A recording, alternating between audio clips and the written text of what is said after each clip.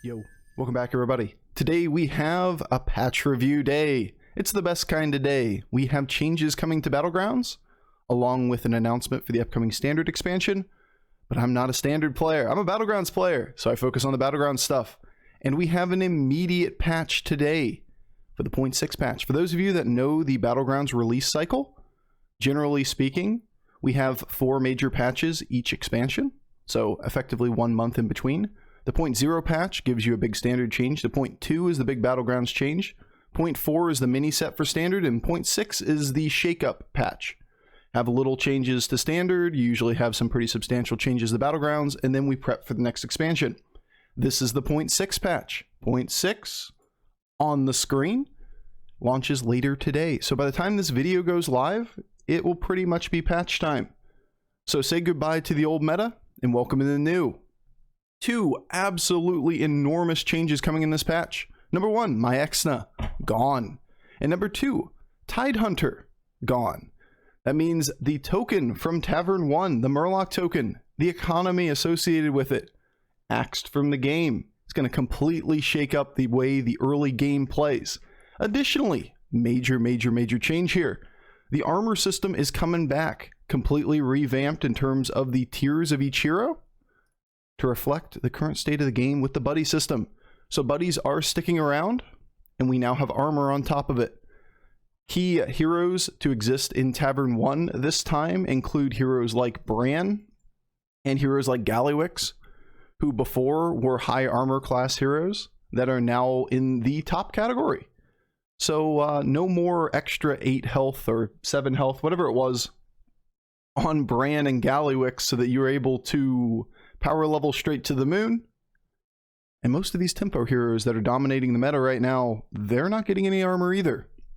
The big change that comes with armor every single time is that the average game length increases. So the game gets a little bit greedier. People don't die quite as quickly. So a lot of these heroes that are really benefiting from getting early tempo and pressuring people out of the lobby, like say for example AFK, or Cariel, or Daryl, or Jaraxxus, or Onyxia, Maleficent, like those key mid-game tempo heroes, they're going to take a major hit here. Heroes that are a lot greedier, that like to live a little bit longer, that go for really huge late game comps, let's be honest, the heroes that we all like to play because they feel super fun to get those crazy ass boards, they're going to get some major buffs. Not sure Gallywix really needs it, but we'll see. Gallywix loves games going longer. Heroes like Flurgle, Elise, heroes like Chenvala, they love going later. And then the combination of late games and removing early access, easy access I should say, to poison is going to make these like built-in win condition scaling comps and heroes like Chenvala very scary. I'm not going to go through every one of these armor tiers because that would take an entire review. But basically, what you're looking at is that there are a few heroes that are getting a bunch of armor, basically ones that were severely underperforming. Arana's kind of an interesting one, right? Because in the right lobbies, Arana's already playable. You give Arana 10 armor on top of that, and she becomes very scary. A few more that get, 6 to 9. But there's a huge grouping of heroes that don't get any armor at all. So it's kind of a little bit different of a tiering system than what existed before Battlegrounds, in that we have armor added, but they're only really being added to the heroes that are underperforming. The larger group of, tier 1, tier 2 heroes are just getting 0. So we don't go quite as greedy as we did before. All right, moving on. So we have a new hero. Ambassador Faelin. Expedition Plans is a hero power. Passive, skip your first turn. Discover a tier 2, tier 4, tier 6 minion to get at those tiers. So when I read this the first time, I did not know what this meant. I sat there and went, what is this hero power? Luckily got to clarify with a couple of devs. It basically works like AFK works. You skip turn 1, and on turn 1 you get to, instead of playing your turn, select a tier 2, a tier 4, and a tier 6 minion from a discovery pool. And then once you tavern up to tier 2, you get that tier 2 minion added to your hand. Once you tavern up to tier 4, likewise, you get the tier 4 minion. When you tavern up to tier 6, you get the tier 6 minion. So you're basically trying to lay out a roadmap on turn 1 to keep a flexible mid-game that can use these tier 2, tier 4, and tier 6 minions. Pretty solid tempo hero from the standpoint of on turn 1, you can just AFK, right? Select your boxes, and then turn 2, just level to tier 2 and take a tier 2 on turn 2. Then you play the game from Tavern 2. Sure, economy is going to be tight because you're going to have 5 gold on turn 3. Tidehunter isn't even in the game anymore, so unless you freeze a Elemental or an Alley Cat, it's going to be a very sketchy turn 3. It's going to be an interesting hero to see, for sure. The buddy for this hero is the Submersible Chef. Tier 4, 4 attack, 3 health. Remember, tier 4 hero or tier 4 buddies are significantly slower to get than tier 3 buddies. It's almost always a turn later. Not only that, but getting the triple is super, super late in the game. But then again, Armor System makes the game go a little bit longer. Battlecry, add a random tier 1, tier 3, and tier 5 minion to your hand. So basically, Battlecry, generate 3 gold. Hopefully, you get some value off of those minions. Overall, I think it's, The hero as a whole is okay. It's okay. I don't think he's busted by any means. And I don't think he's completely terrible. So somewhere in the middle of the pool, somewhat interesting. The discover mechanic for the hero power looks kind of cool. The buddy looks a little bit lackluster. This probably could have been a tier 3 buddy and been reasonable. But we will see. We will absolutely see. We got changes coming to Shudderwock. Shudderwock. Old hero power going from 2 cost to 1 cost. Additionally, Shudderwock is one of the heroes here that is in the highest of armor tier ranges. But why do we buff Shudderwock a ton? Shudderwock is one of those heroes that when it's too strong, it's oppressive and it ruins the game. Remember the major change that's coming. Murloc Tidehunter is gone, which means that the old school strat of gathering up tokens and then taking tons of triples as Shudderwock, gonna be a lot harder to do. There's only Alley Cat in the pool. So yeah, getting a lot of triples is not really reliable anymore. Makes this a lot more interesting to look at now, right? You can buff up Shudderwock as a hero so they can play the more standard line of play a bunch of Battlecries mid-game and then duplicate them late without completely busting open the game, because if you have too many tokens, then Shudderwock just wins the lobby. It's a hard balancing aspect that was around those token generators, and thankfully, we have that addressed now. Very, very cool. So yeah, new minions are going to be added because we're removing a set of minions from the game. There should be that here somewhere. There you go. Murloc Tidehunter, Old Murkai, and Myexna have been removed from the minion pool. Forgot to mention Old Murkai.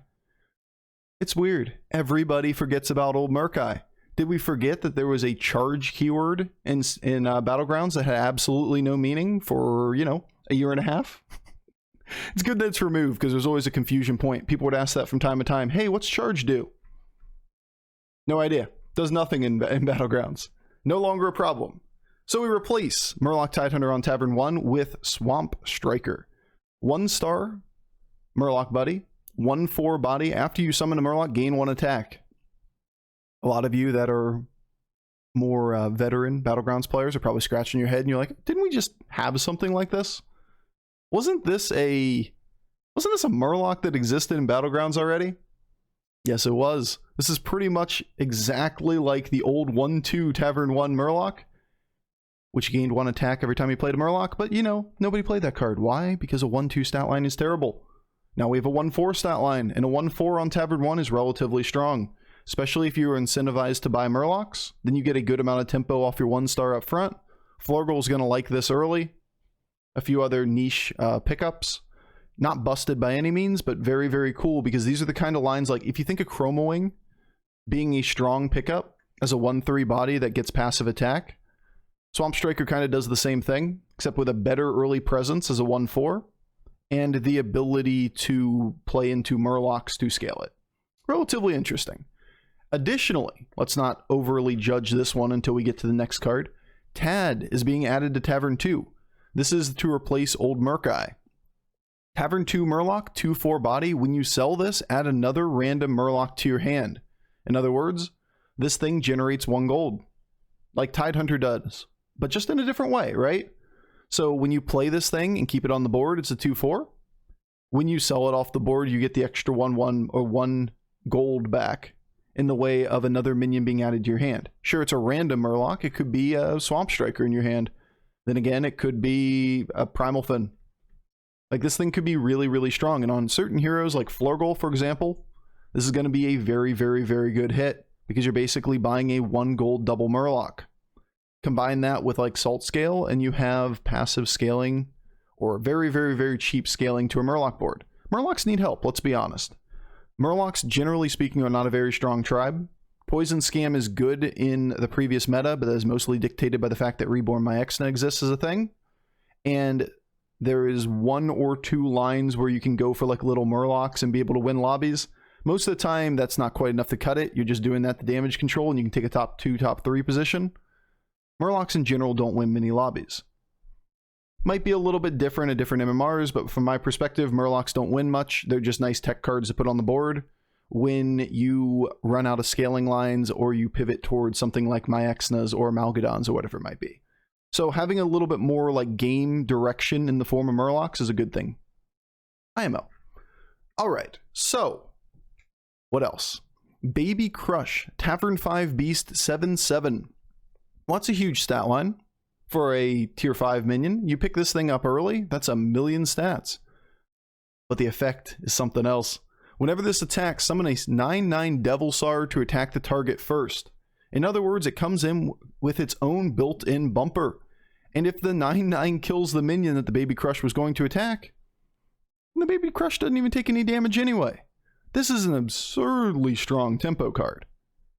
But Beasts already lost Myexna, right? We lost the one big thing in Beast that allowed for really there to be a late game plan that was competitive at high MMR. And that was Reborn Poison plus do whatever around it. Not much of a game plan, very healthy for the game to remove it, but something had to be taking its place. And a Tavern 5 gigantic beast is going to be a nice thing for a lot of comps. This is kind of cool. I really like this one. I asked, actually asked the dev about this one ahead of time on what exactly does the mechanic look like for summoning extra minion. It basically summons a minion kind of like, well, let's just say it summons a minion when it attacks. So it has to occupy a board state, a board spot. That minion is summoned to the board, so it gets buffed by things like Mama Bear and whatnot. And if you had a full board when Baby Crush attacks, then it's not going to summon the minion.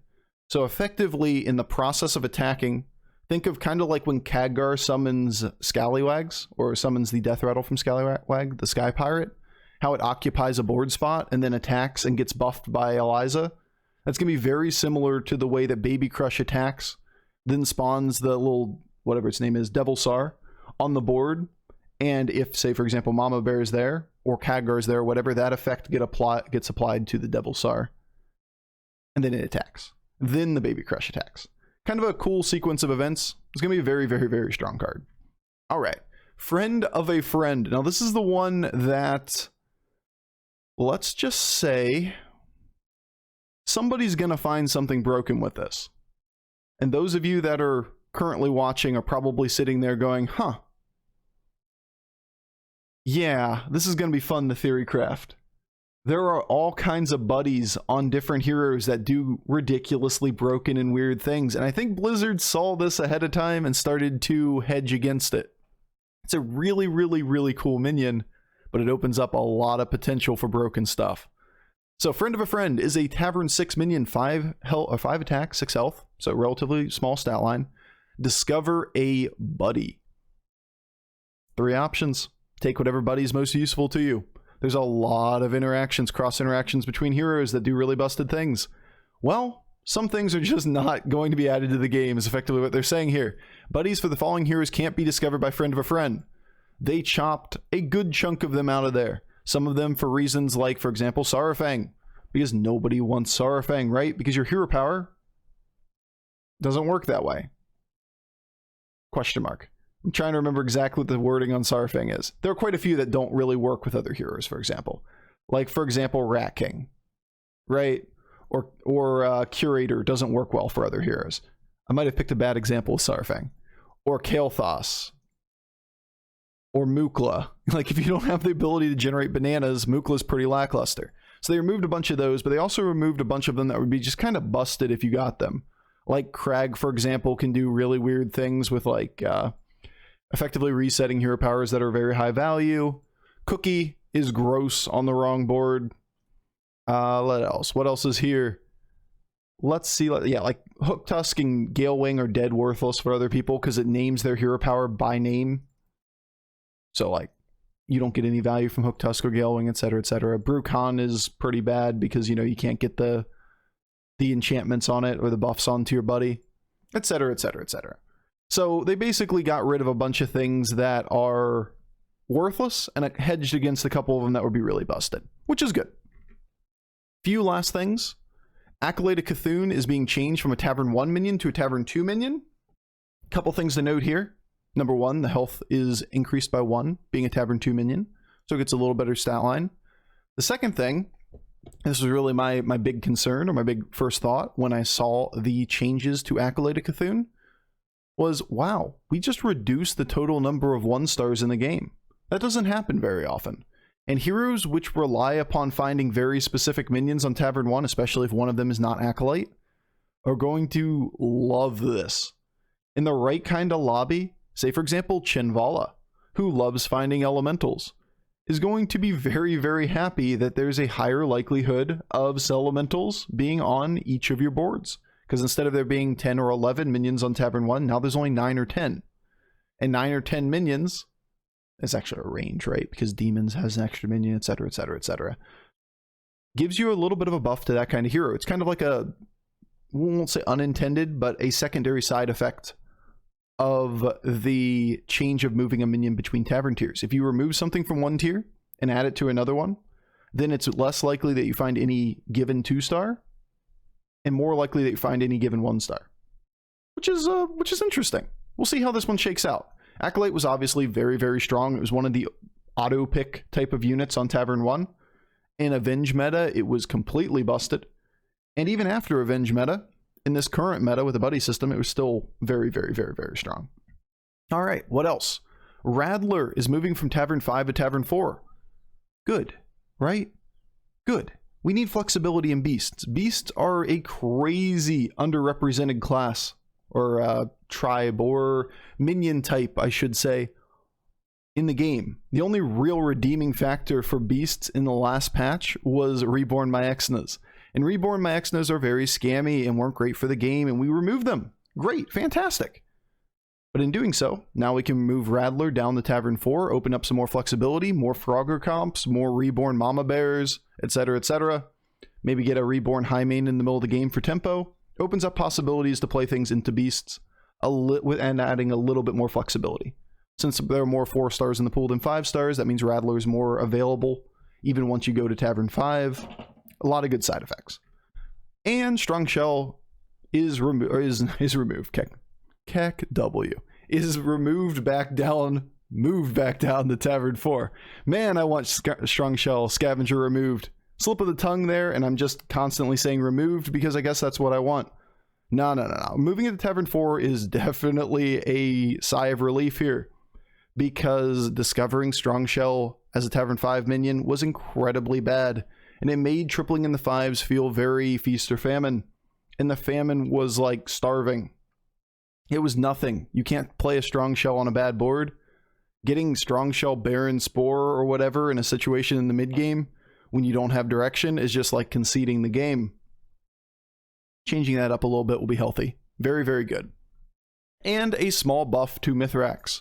At the end of your turn, gain 2/2 for each minion type you control instead of 1/1. Each minion type indicating tribes, we use them interchangeably. Seems like Blizzard is changing the wording to minion type universally across the board. So we'll watch for that in the future. Start saying minion type to be consistent here. But yeah, a small buff to Mithrax. Mithrax was obviously not a very prevalent card in the game.